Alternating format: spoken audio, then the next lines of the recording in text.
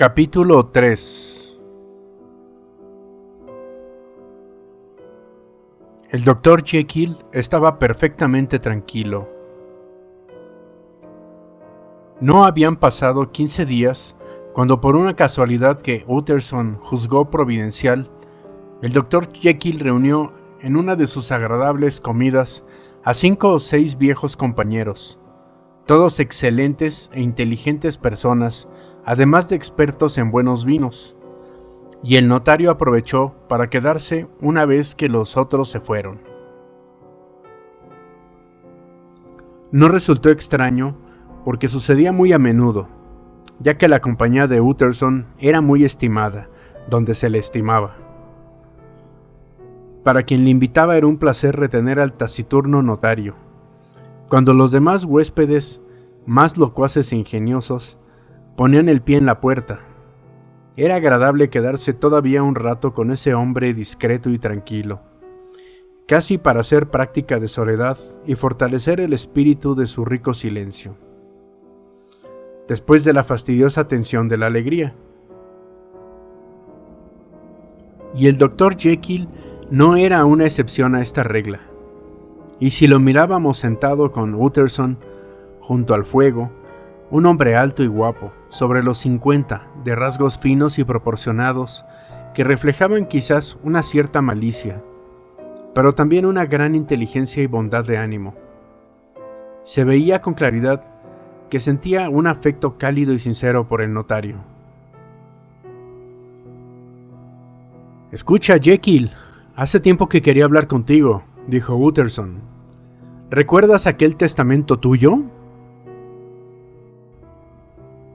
El médico, como habría podido notar un observador atento, tenía pocas ganas de entrar en ese tema, pero supo salir con gran desenvoltura. «Mi pobre Utterson», dijo, «eres desafortunado al tenerme como cliente. No he visto a nadie tan afligido como tú por ese testamento mío. Si quitamos al insoportable pedante de Lanyon, por esas que él llama mis herejías científicas, sí, ya sé que es una buena persona. No me mires de esa forma. Una buenísima persona. Pero es un insoportable pedante. Un pedante ignorante y presuntuoso. Nadie me ha desilusionado tanto como Lanyon. Ya sabes que siempre lo desaprobé», insistió, sin dejarle escapar del asunto. «¿Mi testamento?» «Sí, ya lo sé», asintió el médico con una pizca de impaciencia. «Me lo has dicho y repetido». «Bien, te lo repito de nuevo», dijo el notario. «He sabido algunas cosas sobre tu joven Hyde». El rostro cordial del Dr. Jekyll palideció hasta los labios, y por sus ojos pasó como un rayo oscuro. «No quiero oír más», dijo. «Habíamos decidido, creo, dejar a un lado este asunto». «Las cosas que he oído son abominables», dijo Utterson. «No puedo hacer nada ni cambiar nada. Tú no entiendes mi posición», repuso nervioso el médico. «Me encuentro en una situación penosa, Utterson, y en una posición extraña, muy extraña. Es una de esas cosas que no se arreglan hablando. Jekyll, tú me conoces y sabes que puedes fiarte de mí», dijo el notario. «Explícate, dime todo en confianza, y estoy seguro de poderte sacar de este lío». «Mi querido Utterson», dijo el médico, «esto es verdaderamente amable, extraordinariamente amable de tu parte. No tengo palabras para agradecértelo, y te aseguro que no hay persona en el mundo, ni siquiera yo mismo, de la que me fiaría más que de ti, si tuviera que escoger. Pero, de verdad, las cosas no están como crees. La situación no es tan grave. Para dejar en paz a tu buen corazón te diré una cosa. Podría liberarme del señor Hyde en cualquier momento que quisiera. Te doy mi palabra. Te lo agradezco infinitamente una vez más, pero sabiendo que no te lo tomarás a mal, también añado esto. Se trata de un asunto estrictamente privado, por lo que te ruego que no volvamos sobre el mismo. Utterson reflexionó unos instantes mirando el fuego. De acuerdo, no dudo que tú tengas razón, digo, por fin levantándose. Pero dado que hemos hablado y espero que por última vez, retomó el médico, hay un punto que quisiera que tú entendieses. Siento un tremendo afecto por el pobre Hyde.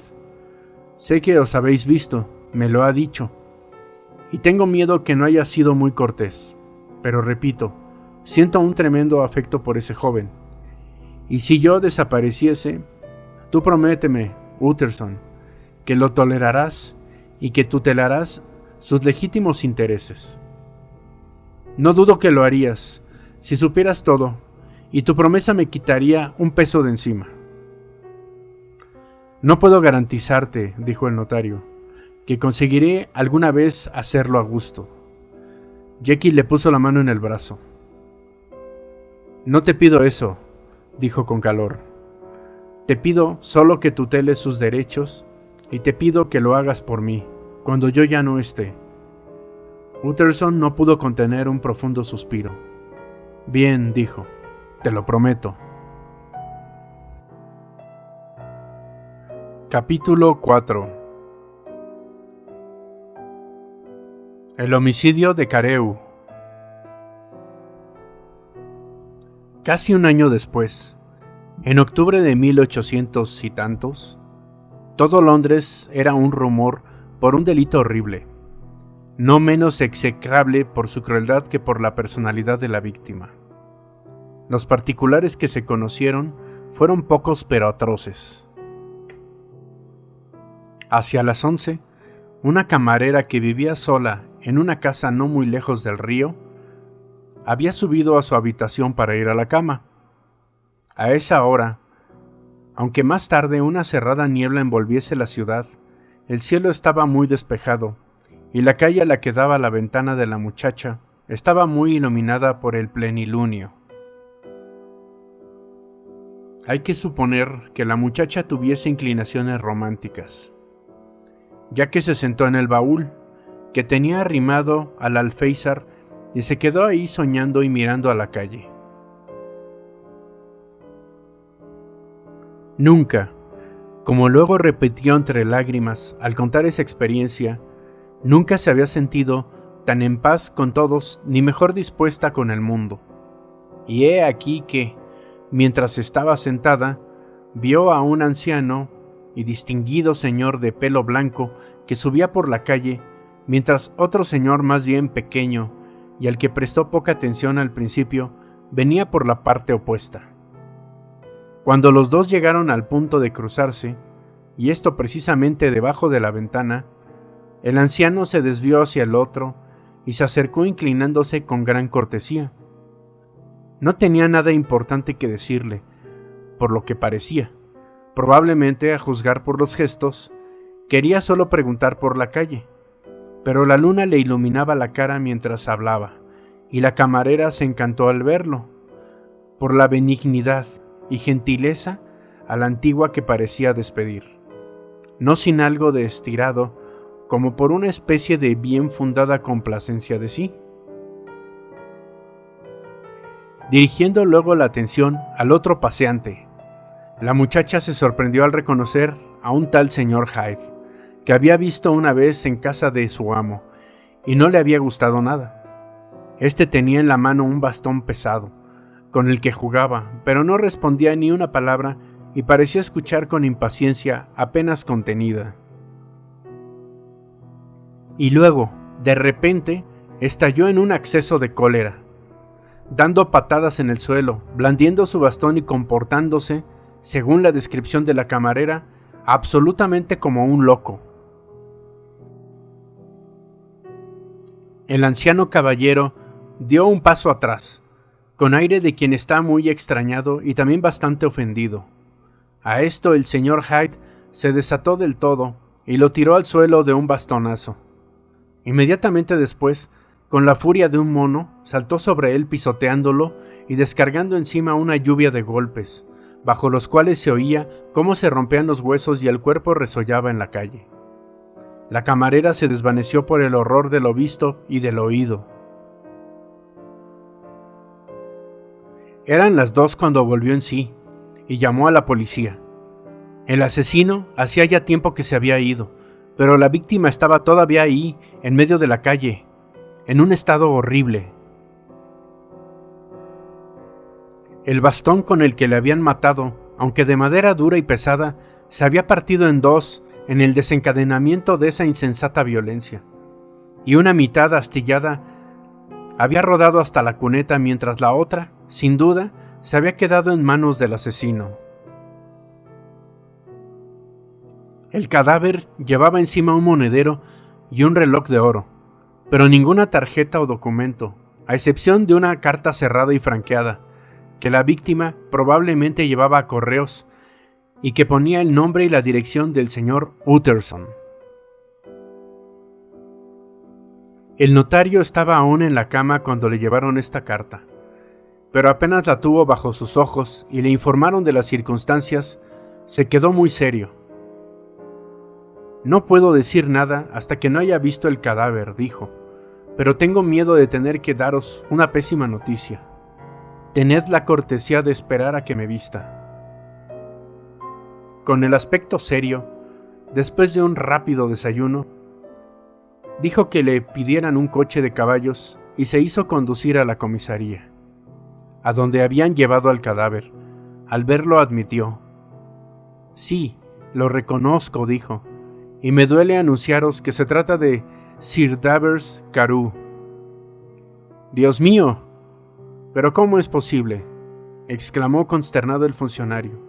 Luego sus ojos se encendieron de ambición profesional. «Es un delito que hará mucho ruido. ¿Vos podrías ayudarnos a encontrar a ese Hyde?», dijo. Y referido brevemente el testimonio de la camarera, mostró el bastón partido. Utterson se había quedado pálido al oír el nombre de Hyde, pero al ver el bastón ya no tenía dudas. Por roto y astillado que estuviera, era un bastón que él mismo había regalado a Henry Jekyll hacía muchos años. «¿Ese Hyde es una persona de baja estatura?», pregunté. «Muy pequeño y de aspecto mal encarado, al menos es lo que dice la camarera». Utterson reflexionó un instante con la cabeza gacha. Luego miró al funcionario. «Tengo un coche ahí afuera», dijo. «Si venís conmigo, creo que puedo llevaros a su casa». Eran ya las 9 de la mañana y la primera niebla de la estación pesaba sobre la ciudad como un gran manto de color chocolate.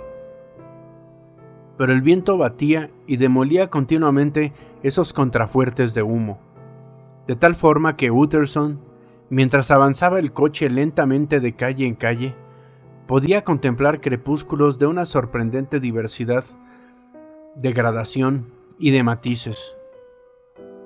Aquí dominaba el negro de una noche ya cerrada. Ahí se encendían los resplandores de oscura púrpura, como un extenso y extraño incendio, mientras más adelante, lacerando un momento la niebla, una imprevista y lívida luz diurna penetraba entre las deshilachadas cortinas. Visto en estos cambiantes escorzos, con sus calles fangosas y sus paseantes desaliñados, con sus farolas no apagadas desde la noche anterior o encendidas deprisa para combatir esa nueva invasión de oscuridad, el obscuro barrio del Soho se le parecía a Utterson como recortado en una ciudad de pesadilla. Sus mismos pensamientos, por otra parte, eran de tintes oscuros, y sí, miraba al funcionario que tenía al lado. Sentía que le sobrecogía ese terror que la ley y sus ejecutores infunden a veces hasta en los más inocentes.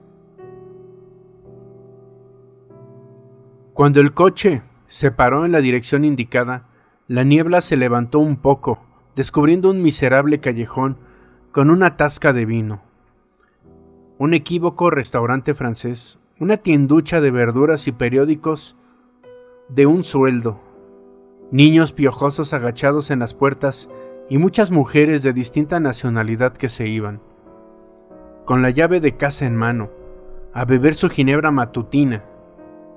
Un instante después, la niebla había caído de nuevo, negra como la tierra de sombra, aislando al notario de esos miserables contornos. Aquí vivía el favorito de Henry Jekyll, el heredero de $250,000 esterlinas. Una vieja de cara de marfil y cabellos de plata vino a abrir la puerta. Tenía mala pinta, de una maldad suavizada por la hipocresía, pero sus modales eran educados. ¿Sí?, dijo el señor Hyde, ¿vive aquí? Pero no está en casa. Había vuelto muy tarde por la noche y apenas hacía 1 hora que había salido de nuevo. En esto no había nada de extraño, ya que sus costumbres eran muy irregulares, y a menudo estaba ausente. Por ejemplo, antes de ayer ella no le había visto desde hacía 2 meses. Bien, entonces querríamos ver sus habitaciones, dijo el notario, y cuando la mujer se puso a protestar que era imposible, cortó por lo sano. El señor viene conmigo, os lo advierto. Es el inspector Newcomen, de Scotland Yard. Un relámpago de odiosa satisfacción iluminó la cara de la mujer, que dijo: «Ah, metido en líos, ¿qué ha hecho?». Utterson y el inspector intercambiaron una mirada. «Parece que es un tipo no muy querido», observó el funcionario.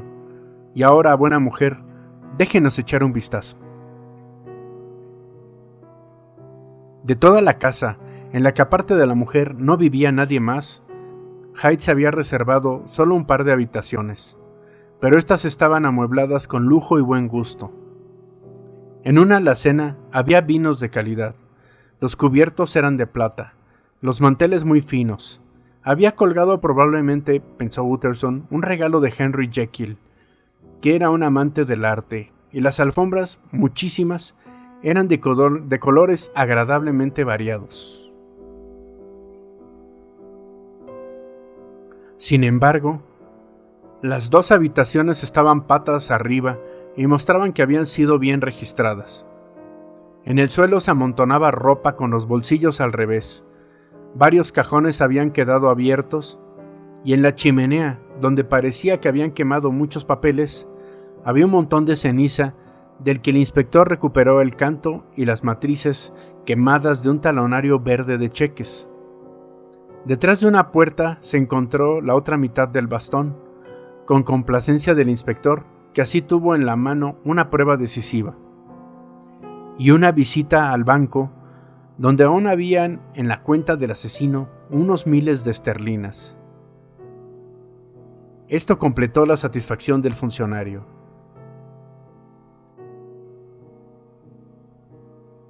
«Ya lo tengo cogido, estad seguro, señor», dijo a Utterson, «pero debe haber perdido la cabeza al haber dejado ahí el bastón y aún más al haber quemado el talonario de cheques. Sin dinero no puede seguir, así que no nos queda nada más que esperarlo en el banco y enviar mientras tanto su descripción». Pero el optimismo del inspector se revelaría excesivo. A Hyde le conocían pocas personas. El mismo amo de la camarera, testigo del delito, lo había visto 2 veces en total. Y de su familia no se encontró rastro. Nunca se le había fotografiado. Y los pocos que le habían encontrado dieron descripciones contradictorias, como a menudo sucede en estos casos. En algo estaban todos de acuerdo. El fugitivo dejaba una impresión de monstruosa pero inexplicable deformidad.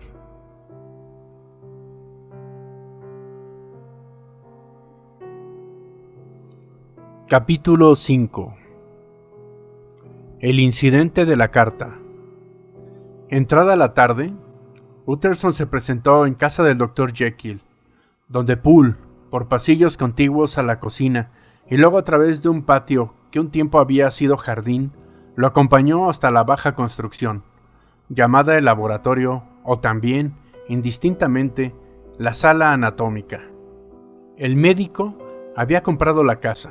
Efectivamente, a los herederos de un famoso cirujano, e interesado por la química más que por la anatomía, había cambiado destino al rudo edificio del fondo del jardín.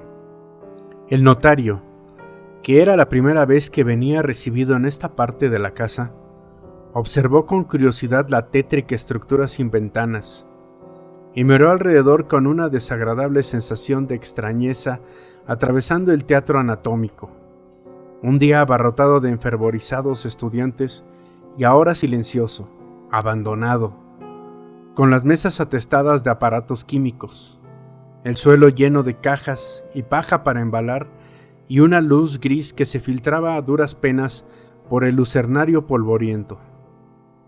En una esquina de la sala, una pequeña rampa llevaba a una puerta forrada con un paño rojo. Y por esta puerta entró finalmente Utterson en el cuarto de trabajo del médico.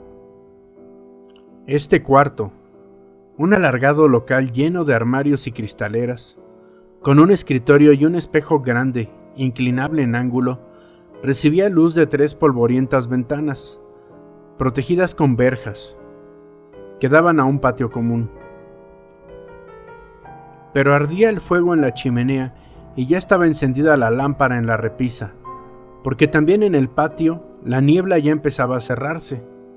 Y ahí, junto al fuego, estaba sentado Jekyll con un aire de mortal abatimiento. No se levantó para salir al encuentro de su visitante, sino que le tendió una mano helada, dándole la bienvenida con una voz alterada. «¿Y ahora?», dijo Utterson, apenas se fue Poole. «¿Has oído la noticia?». Jekyll se estremeció visiblemente. «Estaba en el comedor», murmuró, «cuando he oído gritar a los vendedores de periódicos en la plaza». «Solo una cosa», dijo el notario. «Carew era cliente mío, pero también tú lo eres, y quiero saber cómo comportarme. No serás tan loco que quieras ocultar a ese individuo». «Utterson, lo juro por Dios», gritó el médico, «juro por Dios que ya no lo volveré a ver. Te prometo por mi honor que ya no tendré nada que ver con él en este mundo. Ha terminado todo. Y por otra parte, él no tiene necesidad de mi ayuda. Tú no lo conoces como yo. Está a salvo, perfectamente a salvo. Puedes creerme, si te digo que nadie jamás oirá hablar de él». Utterson lo escuchó con profunda perplejidad. No le gustaba nada del aire febril de Jekyll.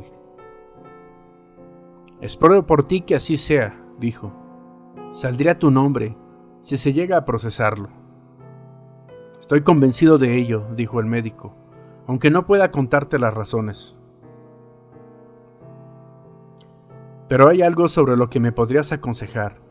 He recibido una carta, y no sé si debo enseñársela a la policía. Quisiera dártela y dejarte a ti la decisión. Sé que de ti me puedo fiar más que de nadie. ¿Tienes miedo de que la carta pueda poner a la policía tras su pista?» «No. He acabado con Hyde, y ya no me importa él», dijo con fuerza Jekyll. «Pero pienso en el riesgo de mi reputación por este asunto abominable». Utterson se quedó un momento rumiando. Le sorprendía y aliviaba a la vez el egoísmo del amigo. «Bien», dijo al final, «veamos la carta».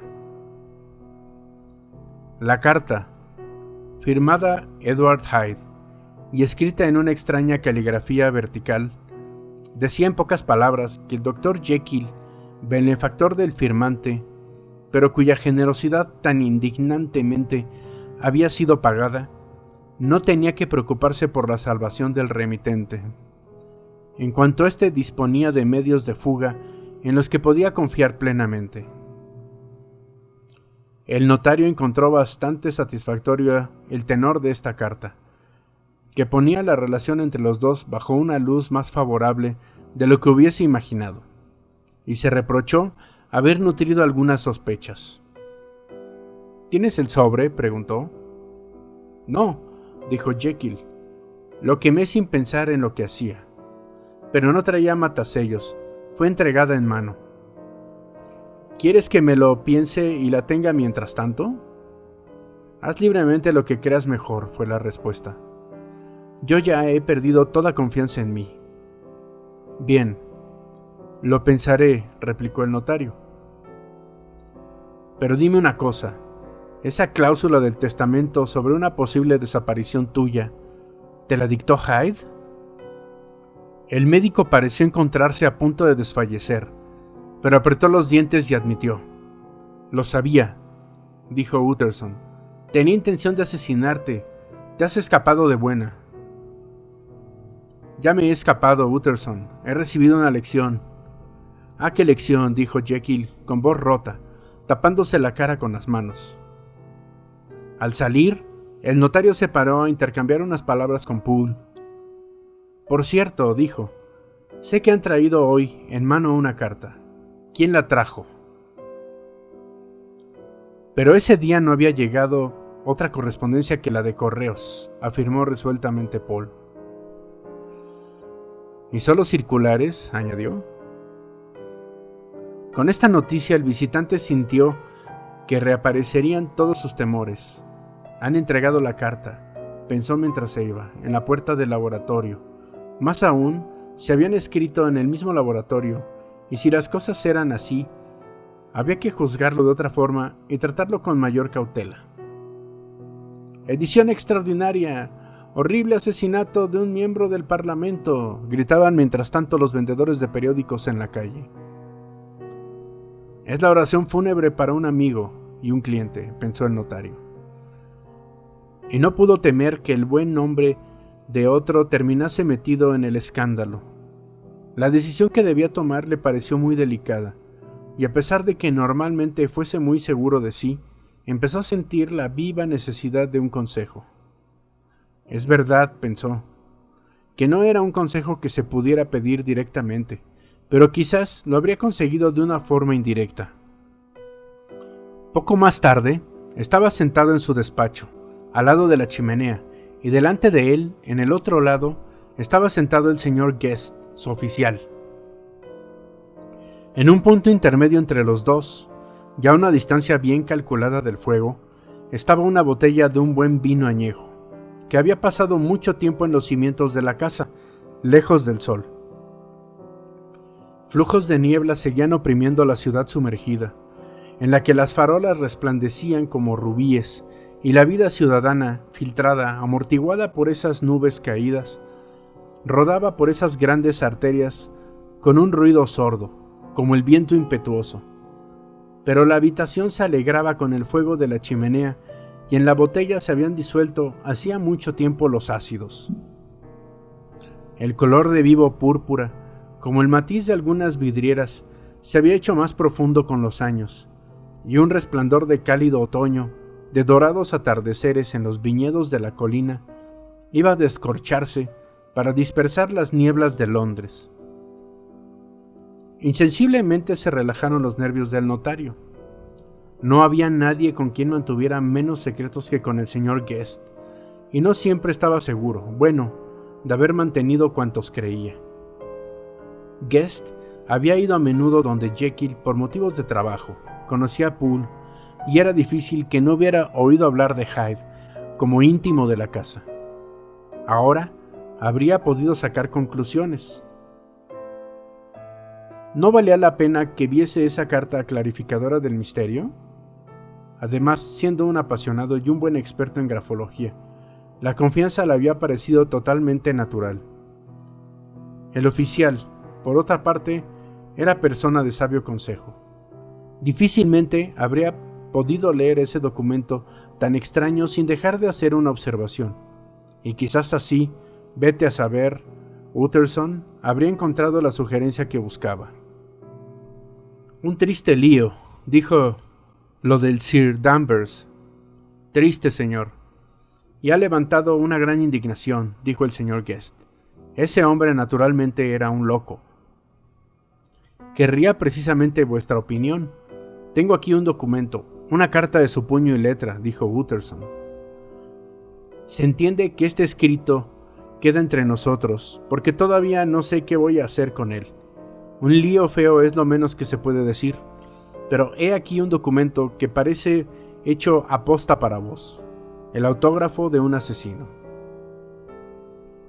Le brillaron los ojos al señor Guest, y un instante después ya estaba inmerso en el examen de la carta, que estudió con un apasionado interés. No, señor, dijo al final, no está loco, pero tiene una caligrafía muy extraña. Es extraña desde todos los puntos de vista, dijo Utterson. Justo en este momento entró un criado con una nota. ¿Es del Dr. Jekyll, señor? Me ha parecido reconocer la caligrafía en el sobre. Se interesó el oficial mientras el notario desdoblaba el papel. ¿Algo privado, señor Utterson? Solo una invitación a comer. ¿Por qué? ¿Queréis verla? Solo un momento, gracias, dijo el señor Guest.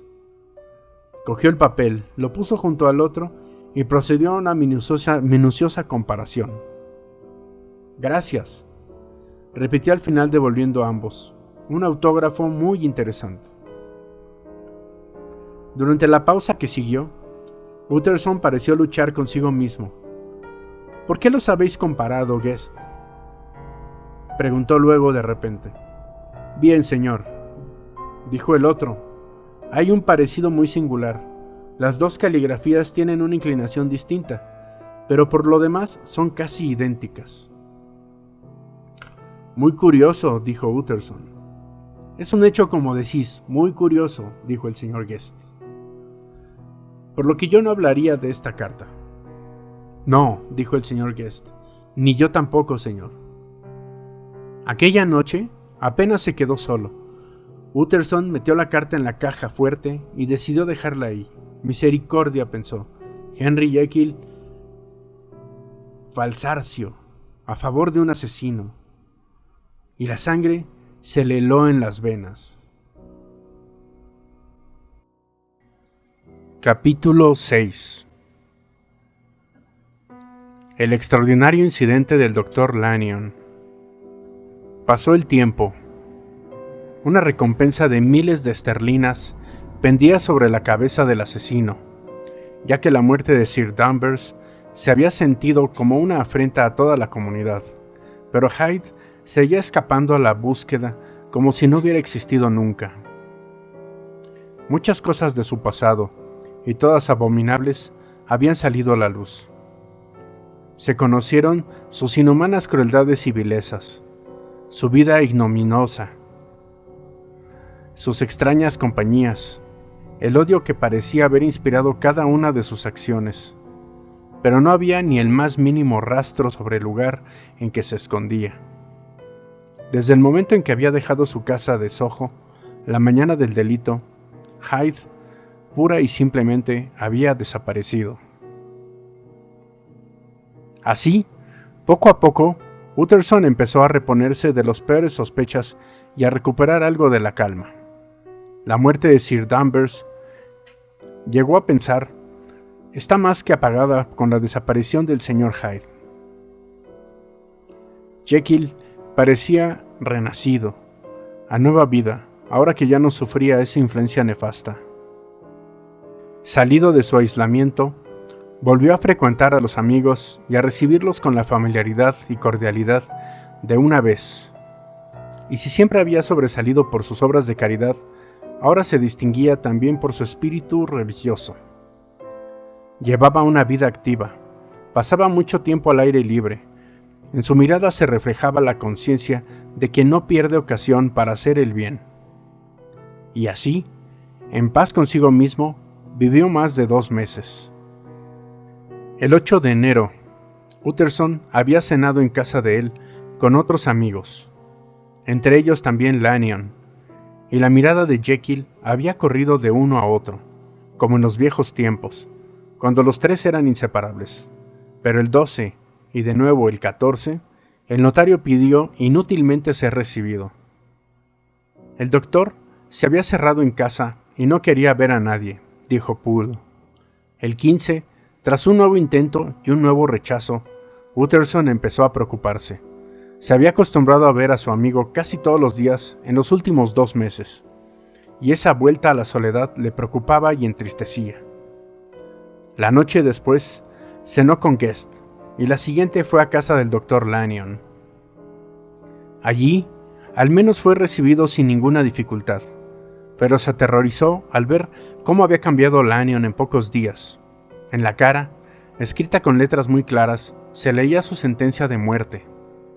Ese hombre de color rosáceo se había quedado térreo, enflaquecido, visiblemente más calvo, más viejo en años, y sin embargo no fueron tanto estas señales de decadencia física las que detuvieron la atención del notario, sino una cualidad de su mirada, algunas particularidades del comportamiento que parecían testimoniar un profundo terror.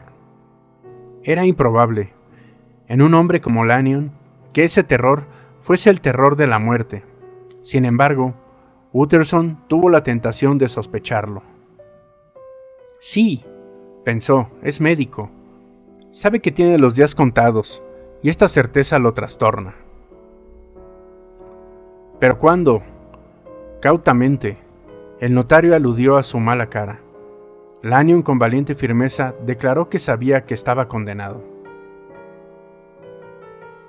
He sufrido un golpe tremendo, dijo, y sé que no me recuperaré. Es cuestión de semanas. Bien, ha sido una vida agradable, sí señor, agradable. Vivir me causaba placer. Pero a veces pienso que, si lo supiéramos todo, nos iríamos más contentos. También Jekyll está enfermo, dijo Utterson. ¿Lo has visto? Lanyon cambió la cara y levantó una mano temblorosa. No quiero ver, dijo con voz alta e enfermiza, ni oír hablar más del Dr. Jekyll. He terminado definitivamente con esa persona, y te ruego que me ahorres todo tipo de alusiones a un hombre que para mí es como si hubiera muerto. Bueno, dijo Utterson, y luego, tras una larga pausa, ¿no puedo hacer nada? Somos 3 viejos amigos, Lanyon. No viviremos bastante para ser otros nuevos. Nadie puede hacer nada, respondió Lanyon. Pregúntaselo a él. No quiere verme, dijo el notario. No me extraña, fue la respuesta. Un día, Utterson, después de que yo haya muerto, sabrás quizás lo que ha pasado. Yo no puedo contártelo, pero mientras tanto, si te sientes con fuerzas para hablar de otra cosa, quédate aquí y hablemos. De lo contrario, si no consigues no volver sobre ese maldito asunto, te ruego en nombre de Dios que te vayas, porque no podría soportarlo. Utterson, nada más volver a casa, escribió a Jekyll quejándose de que ya no le admitieran en su casa y preguntando la razón de la infeliz ruptura con Lanyon. Al día siguiente le llegó una larga respuesta, de aire muy patético, en algunos puntos oscuros y ambiguo en otros. La desaveniencia con Lanyon era definitiva. No reprocho a nuestro viejo amigo, escribía Jekyll, pero tampoco yo lo quiero ver nunca. De ahora en adelante, por otra parte, llevaré una vida muy retirada. Tú, por tanto, no te extrañes y no dudes de mi amistad si mi puerta permanece a menudo cerrada incluso para ti. Deja que me vaya por mi oscuro camino. He atraído sobre mí un castigo y un peligro que no puedo contarte. Si soy el peor de los pecadores, pago también la peor de las penas. Nunca habría pensado que en esta tierra se pudieran dar sufrimientos tan inhumanos, terrores tan atroces. Y lo único que puedes hacer, Utterson, para aliviar mi destino, es respetar mi silencio. El notario se quedó consternado. Cesado el oscuro influyo de Hyde, el médico había vuelto a sus antiguas ocupaciones y amistades. Hace una semana le sonreía el futuro. Sus perspectivas eran las de una madurez serena y honorable. Y ahora había perdido sus amistades, se había destruido su paz y se había perturbado todo el equilibrio de su vida. Un cambio tan radical e imprevisto hacía pensar en la locura. Pero consideradas las palabras y la postura de Lanyon, debía haber otra razón más obscura. Una semana más tarde, el Dr. Lanyon tuvo que meterse en la cama, y murió en menos de 15 días. La noche del funeral, al que había asistido con profunda tristeza, Utterson se cerró con llave en su despacho, se sentó a la mesa, y a la luz de una melancólica vela, sacó y puso delante de sí un sobre lacrado.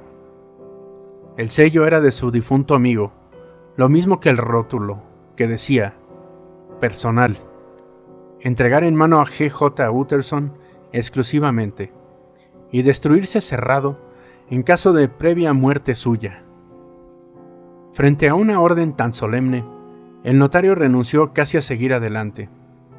He enterrado hoy a un amigo, pensó, y quién sabe si esta carta no puede costarme otro. Pero luego, leal a sus obligaciones y condenando su miedo, rompió el lacre y abrió el sobre. Dentro había otro, también lacrado y con el rótulo siguiente: no abrirse nada más que después de la muerte o desaparición del Dr. Henry Jekyll. Utterson no creía a sus ojos. Sin embargo, la palabra era de nuevo desaparición, como en el loco testamento que desde hacía ya un tiempo había restituido a su autor.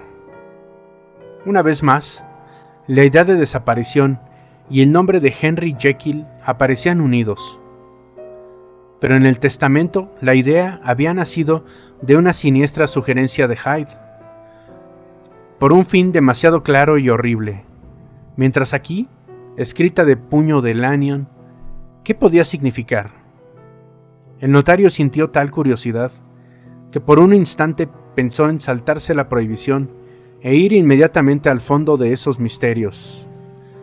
Pero el honor profesional y la lealtad hacia un amigo eran obligaciones demasiado apremiantes, y el sobre se quedó durmiendo en el rincón más alejado de su caja fuerte privada. Sin embargo, una cosa es mortificar la propia curiosidad y otra es vencerla. Y se puede dudar de que Utterson, desde ese día en adelante, desease tanto la compañía de su amigo superviviente. Pensaba en él, con afecto, pero sus pensamientos eran distraídos e inquietos. Aunque iba a visitarlo, sentías quizás alivio cuando no lo recibía. En el fondo, quizá preferiría charlar con Poole a la entrada, al aire libre y en medio de los ruidos de la ciudad, más bien que ser recibido en aquella casa de prisión voluntaria y sentarse a hablar con su inescrutable recluso. Poole, por otra parte, no tenía noticias agradables que dar. El médico, por lo que parecía, estaba cada vez más a menudo confinado en la habitación de encima del laboratorio, donde incluso a veces dormía. Estaba constantemente deprimido y taciturno. Ni siquiera leía. Parecía presa de un pensamiento que no le dejaba nunca. Utterson se acostumbró tanto a estas noticias, invariablemente desalentadoras, que poco a poco espació sus visitas.